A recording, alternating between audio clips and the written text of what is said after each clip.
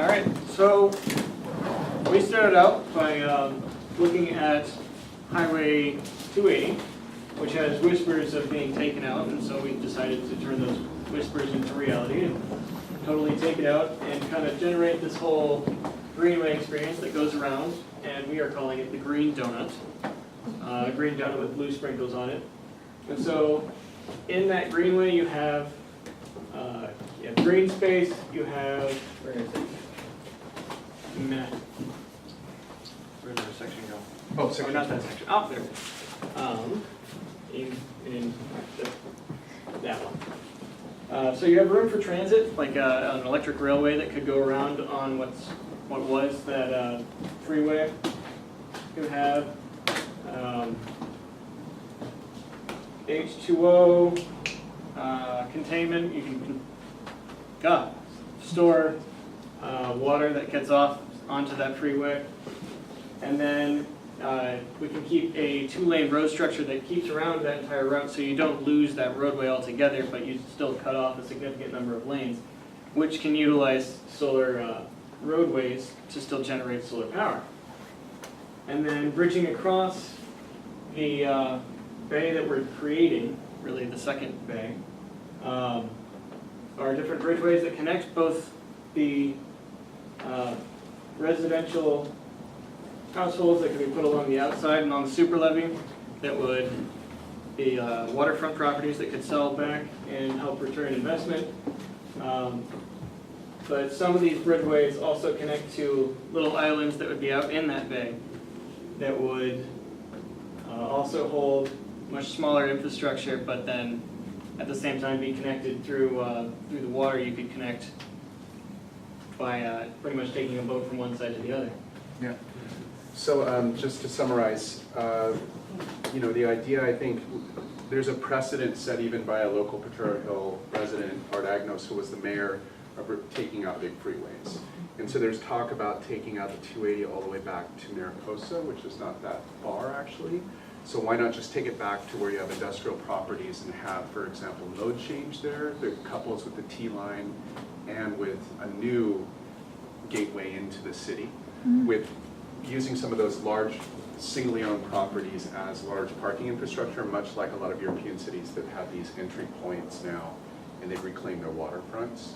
And so one cool thing, and I think Nathan and I didn't really discuss this too much, but the idea that to create a proposal that could occur with or without the super levee. And so if you look at the 28-foot contour, which is the one with all the circles on it, that is essentially this amphibious urbanism zone that establishes that point below there, and that you see the way that this zone is really quite wide and could actually have housing in it.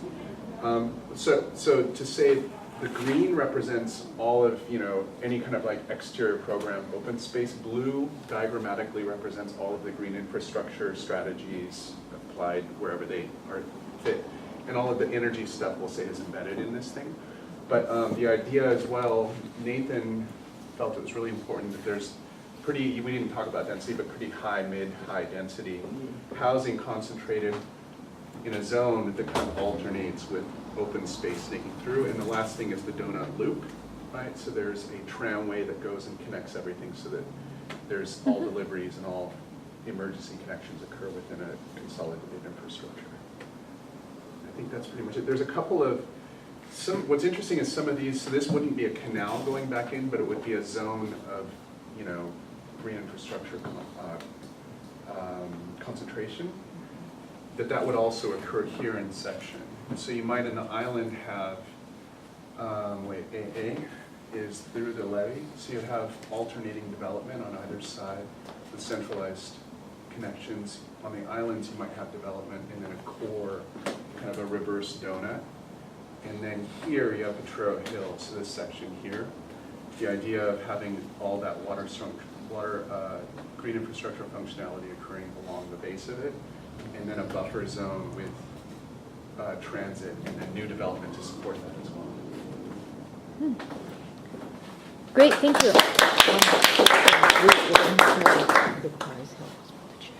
Okay, yes. Oh, no, that's Jen. All right, so next team.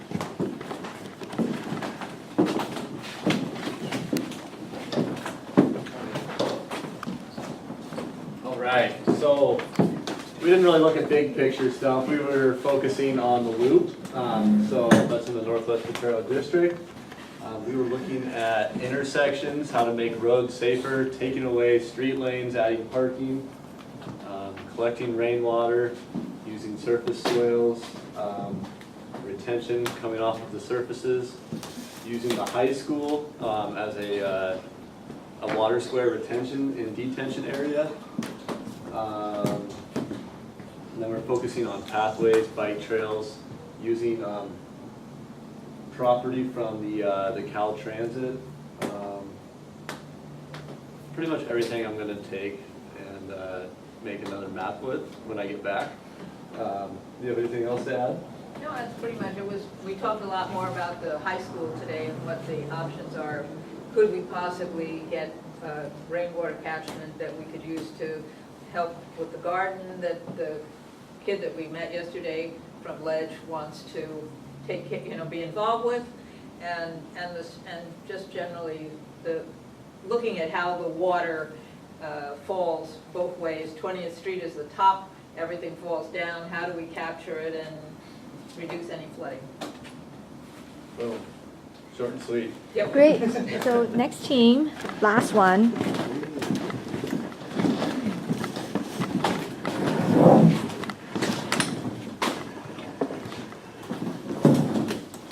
Okay, so we focus primarily on identifying locations that would be suitable for water retention, water capture, and also areas that are currently possible locations that would be more accepting of the idea of putting this kind of infrastructure in, or areas that might actually have a higher need for it or possible higher funding.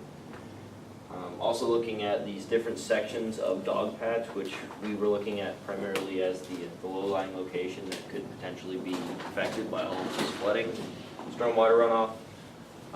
More development's already occurred down here, but also noting that UCSF, sorry, that was weird to read upside down, has a couple buildings in there, and that's some possible driving force to actually get infrastructure put in here because of the high amount of funding that they have, as well as the fact that it's key researching facilities and some medical down there. And then also that you have a lot of development going in up here, so if you could get some sort of guidance from the city that would encourage, some sort of green development in that area, that would be something that might be beneficial as it's being made right now. Also looking at a little wetland system that I believe Michael was talking about that's currently there, and how that's the new Warriors Stadium, so noting that. Do you want to talk about the train tunnel that you told me about? Yeah, I'm sure. Go ahead. Yeah. Yeah, I didn't know how feasible this was, but in terms of talking about trying to collect water as it comes off the hill, I thought, well, rather than having it all be dealt with right at the water line, coastline, is to try to have successive places of collection throughout the hill, whether it's through current green space or introducing new green space. But I had remember that there is a pre-existing tunnel from a train line that used to run diagonally through the hill, which has now been sealed up, and whether or not that could actually be repurposed into a giant cistern that could capture water collectively from various locations in the city and then be used appropriately.